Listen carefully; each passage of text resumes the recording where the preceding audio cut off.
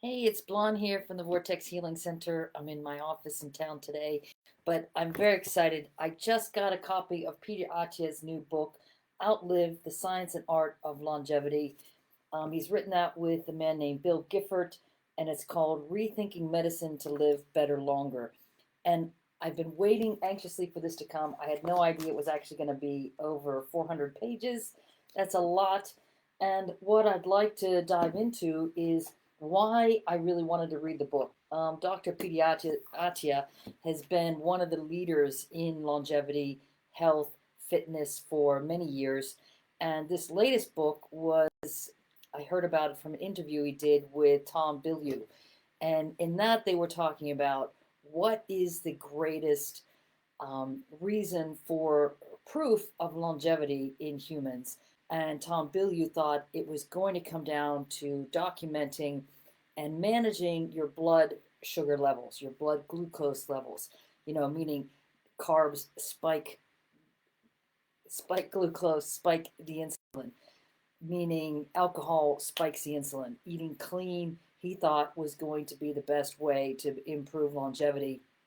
But what Peter said in that interview is that it's not just clean eating, it's not just managing your blood sugar levels, whether you're diabetic or pre diabetic or not. It's just for across the board, every human, but especially it's adding in the amount of muscle in the body. So it is both factors, both diet and muscle mass. And the muscle mass is a percentage of your body mass. So just to quick give you an idea of what's in the book and why I'm so excited about it. And if you like this concept, you want to hear more about it, I've got a link to an Amazon Australia link for you to buy it easily. And I want to tell you how what some of the chapter titles are because they're just outrageously good. Chapter 1 is The Long Game, from fast death to slow death. Listen, we know we're all going to die. The question is, how long does it take before we get there, and what does our life look like in that interim while we're here? Chapter 2 is Medicine 3.0, Rethinking Medicine for the Age of Chronic Disease.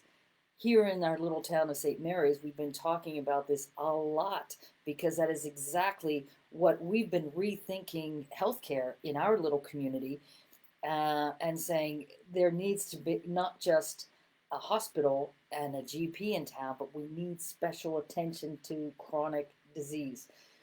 Chapter 3, Strategy, Tactics, a roadmap for reading this book. I may jump to that soon because again at over 400 pages this is a long read. Chapter 4, Centenarians, the older you get, the healthier you have been. Chapter 5, Eat Less, Live Longer, the Science of Hunger and Health.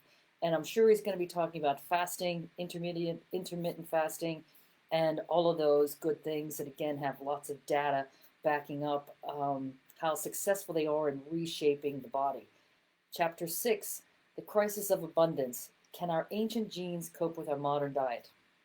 Clearly one of the biggest issues in society today. What are we putting inside our mouth? How is all of that happening? What is in nutrients are in the vegetables that we buy at the store? If the soil's depleted, are we getting that nutrition? I don't know if that's what's in the chapter. We will find out.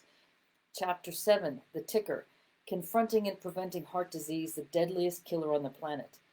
We all jump up and down about cancer and breast cancer and prostate cancer. And the reality is heart disease kills the most number of people on the planet, men and women, and we hardly talk about it.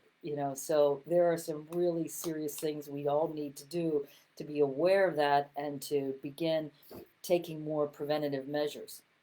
Chapter 8, The Runaway Cell, New Ways to Address the Killer that is Cancer. Chapter 9, Chasing Memory, Understanding Alzheimer's Disease and Other Neurodegenerative Diseases. Chapter 10, Thinking Tactically, Building a Framework of Principles that Work for You. And I love that he's adapting. Everybody is different, and everybody needs to figure out what is the best way they can improve their health and longevity.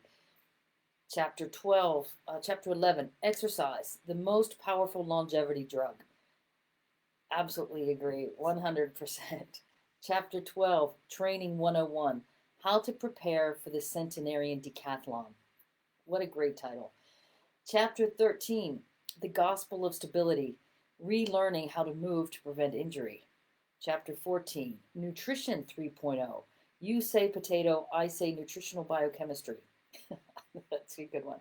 Chapter 15, Putting Nutritional Biochemistry into Practice, How to Find the Right Eating Pattern for You, because again, humans are all different, and you need to find out what you can sustainably do and what's best for you and your lifestyle and your blood and your genetics.